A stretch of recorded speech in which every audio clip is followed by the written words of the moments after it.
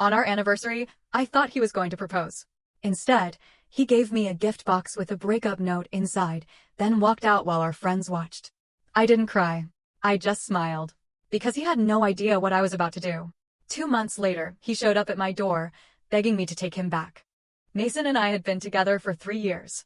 3 whole years of shared playlists, grocery runs, inside jokes that made no sense to anyone else, and lazy Sunday mornings where we'd lie in bed until noon, legs tangled, talking about everything and nothing. We met at a bonfire party one fall, both of us clutching mugs of cider, like socially awkward shields. He offered me one of those overpriced, gourmet marshmallows, and said, "Tell me one dream you gave up on." Weird icebreaker, right? But somehow I answered. And we never stopped talking after that. He wasn't perfect, God no. He was impatient in traffic, had a weird obsession with cleaning grout, and thought sarcasm was a love language. But he made me feel seen. And when he touched me, even just brushing my arm while passing me in the kitchen, it felt like everything in the world slowed down for a second. Our love wasn't loud. It was steady, familiar, warm. The kind of love you picture when you think about growing old with someone. Or so I thought. So when our 3rd anniversary came up, I was expecting something big. Not necessarily fireworks or flash mobs, but a proposal felt close. He'd been acting strange for weeks, sneaking off for whispered phone calls, changing his laptop password, texting my sister, and immediately deleting the messages. I didn't want to assume, but part of me hoped he was planning something. He even casually asked what kind of rings I liked when we were window shopping, and I caught him trying to remember my shoe size the other day, just in case. On the day of our anniversary, he picked me up in a charcoal gray suit. That was already suspicious. Mason only wore suits to weddings and funerals, and usually with visible resistance. "You look really good," I told him, genuinely taken aback. He just smiled softly and kissed my forehead. His hands were cold. He took me to a rooftop restaurant I'd mentioned once in passing, a year ago. The kind of place with string lights overhead, violins playing faintly in the background, and waiters who practically whisper. I felt like I'd stepped into a Nicholas Sparks novel. The conversation was weird. Forced. He kept looking around instead of at me. Barely touched his wine. And then dessert came, not on a plate, but in a tiny silver box with a ribbon. My hands started shaking as I picked it up. "Oh my God," I whispered. "Is this what I think it is?" He didn't answer. Just watched me. Calm. Too calm. I untied the ribbon and opened the box. Inside wasn't a ring. It was a note. Folded neatly in thirds like something out of a bad breakup montage. I frowned and pulled it out. "This isn't working. You're emotionally exhausting and I need someone who doesn't drain me. Don't cause a scene." I read it again. And then again. My brain was lagging behind reality, like it couldn't quite buffer what was happening. I looked up. Mason was already standing, brushing imaginary lint off his sleeve. "I hope you find what you're looking for, Nora," he said, and just like that, he walked away. Right there. In front of the waiter, in front of strangers, on the anniversary where I thought he might ask me to spend the rest of my life with him, he ended it with a note in a gift box. And I just sat there, holding the ribbon, holding the silence. The air on that rooftop felt thinner after he left. Like the oxygen had gone with him. I sat there, note in hand, staring at the empty space across the table. The candle flickered like it was mocking me. The waiter stood awkwardly nearby with our untouched dessert, trying not to make eye contact. I wanted to laugh. Or scream. Or flip the table. But instead, I just sat still. Like I was frozen mid-scene in a movie I hadn't agreed to be in. My fingers loosened around the note, but I didn't let it go. I folded it, tucked it back inside the box, and tied the ribbon like I was wrapping up someone else's heartbreak. Then I noticed the others. Mason hadn't just planned this dinner, he'd invited our closest friends. Trevor and Jules were seated a few tables away, clearly part of some grand reveal. Maybe they expected a ring. Maybe they knew the truth. Trevor looked shocked, his mouth slightly open, as if he couldn't believe what just happened. But Jules, she didn't look surprised at all. Her expression was tight, unreadable. She stood slowly and made her way to me, Trevor following behind like a reluctant shadow. "Nora," she started. I shook my head. "Don't." My voice came out soft but steady. I didn't trust myself to say anything more. If I opened my mouth again, everything inside might come pouring out. The hurt, the questions, the rage bubbling under my skin. Trevor looked like he was about to cry. "I swear I didn't know." "I believe you," I said, still not looking at either of them. I reached for my purse. The bill was still on the table, untouched. Of course he left me to pay for the meal where he shattered me like fine glass. I slid my card into the leather folio without a word. The waiter gave me a sympathetic glance, but didn't say anything. I didn't need pity. I needed to get out. I walked home in silence. Refused Trevor's offer to drive me. Refused Jules' soft hand on my shoulder. I just needed space. Needed air that didn't smell like roses and ruin. My heels cut into my ankles with every step, but I welcomed the pain. It kept me focused. I didn't cry. Not once. When I got to the apartment, our apartment, I instinctively reached for my keys. But the door was already unlocked. I pushed it open slowly, a sick feeling growing in my stomach. It was empty. Not like he's out getting milk empty. I mean cleared out. Drawers pulled, closets half bare, bathroom sink missing his cologne and electric toothbrush. His shoes, his camera, his vintage records gone. Like he'd planned this exit meticulously. Like he didn't just leave me, he erased himself from our life like a glitch in the Matrix. I walked into the bedroom and sat on the edge of the bed. My bed now, I guess. The right side of the comforter was still dented from where he used to sleep. I stared at it for a long time. Then I curled up on the side he never touched and pulled the blanket around me like armor. I didn't cry. I just stared at the ceiling, heart pounding, and whispered. He planned this. It wasn't a breakup. It was a performance. A disappearing act. And I was the audience, the punchline, and the cleanup crew. But here's the thing Mason didn't count on: I don't stay broken. He didn't leave a doormat. He left a woman with receipts. And a very long memory. I stayed in bed until the light changed. Not sleeping, just existing. Watching the shadows crawl across the ceiling as the sun dragged itself across the sky. I didn't eat. Didn't cry. Just held the little silver box on my chest like it was some kind of cursed talisman. Around noon the next day, I got up. Not because I was ready, but because my body hurt too much from lying in the same position for hours. I showered, barely registering the water. Got dressed in leggings and Mason's old hoodie, one he must have forgotten or just didn't care enough to take. I wore it anyway. Then I sat at the kitchen counter, opened my laptop, and started digging. I wasn't looking for closure. I was looking for clarity, and maybe a little revenge. First stop? His email. I knew his passwords. Mason wasn't creative. His go-to was always Miles Davis 88, jazz nerd through and through. I logged in easily. Most of his inbox was boring work stuff, until I searched Jules. Dozens of threads popped up. Subject lines like confirmation for Saturday and her gift, get something small. My stomach twisted. I clicked on the longest thread, one with 15 replies. Jules, you're sure she won't cause a scene? Mason, Nora's too proud. She'll play it cool. That's what she does.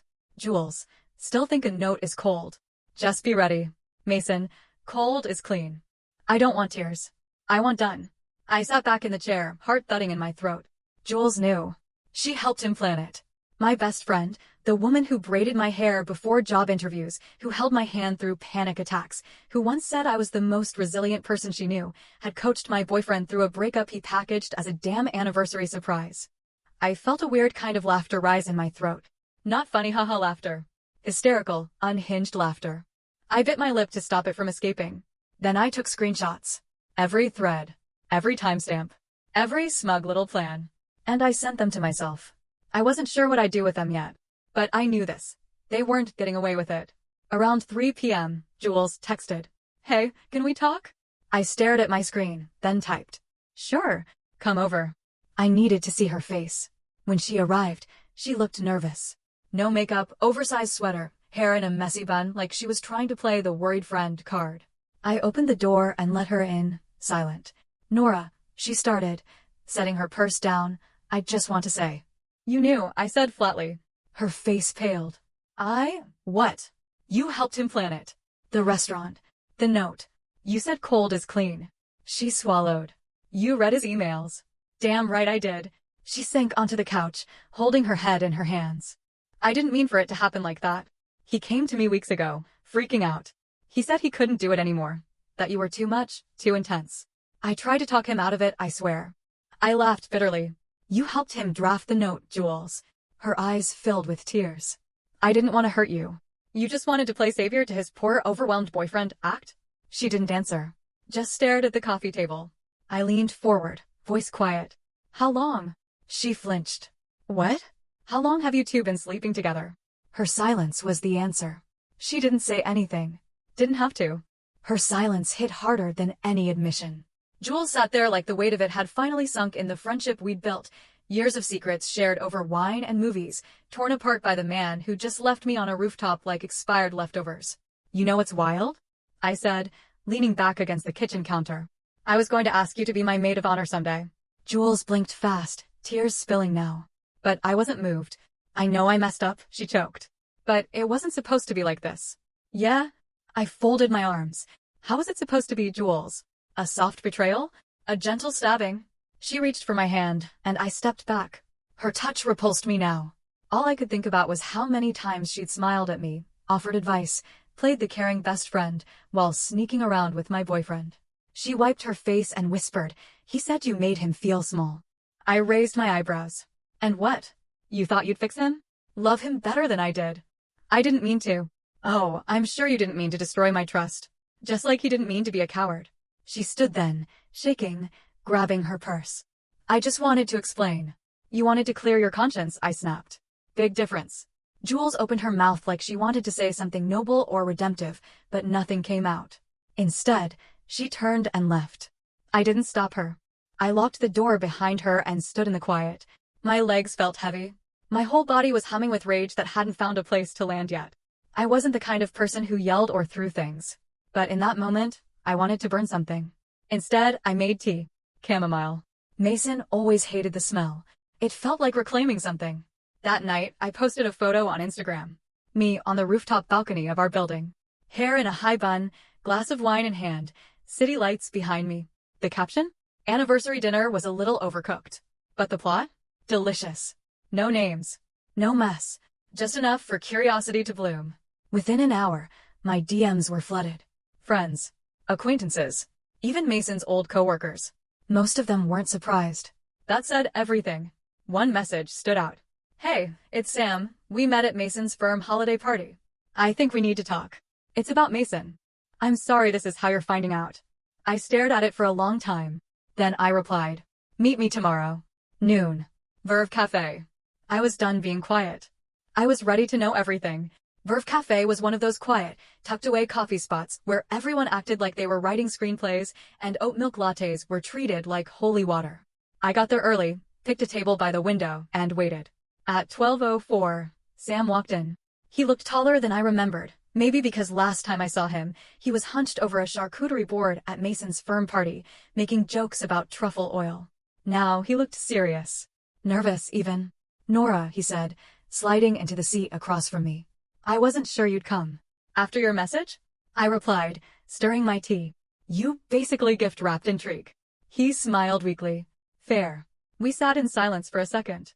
Then he pulled out his phone and placed it on the table.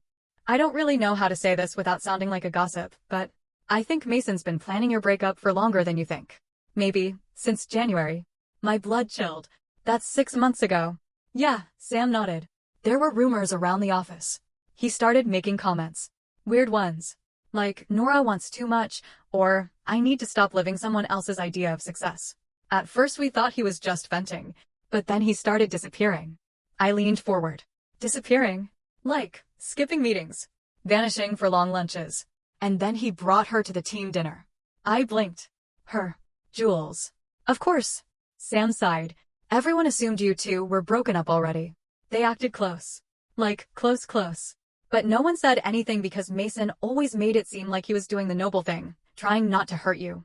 I could feel my hands shaking slightly around the cup. But I kept my face still, let him keep talking. He hesitated. There's one more thing. Say it. He tapped his phone, scrolling for a second, then turned the screen toward me. It was a photo.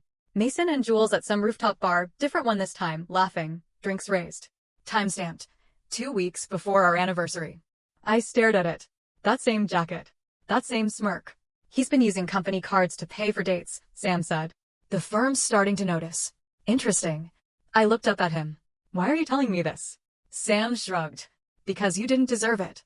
And because honestly, watching him walk around acting like he's this enlightened dude who just outgrew his relationship makes me want to throw something. You were always kind to people. That matters. I exhaled slowly. Thank you. He smiled again, smaller this time. I hope you burn him. In, like, a legal, metaphorical way. Oh, I said, slipping my phone back into my purse. Don't worry. I'm not done yet. That night, I emailed Mason's firm's HR department anonymously.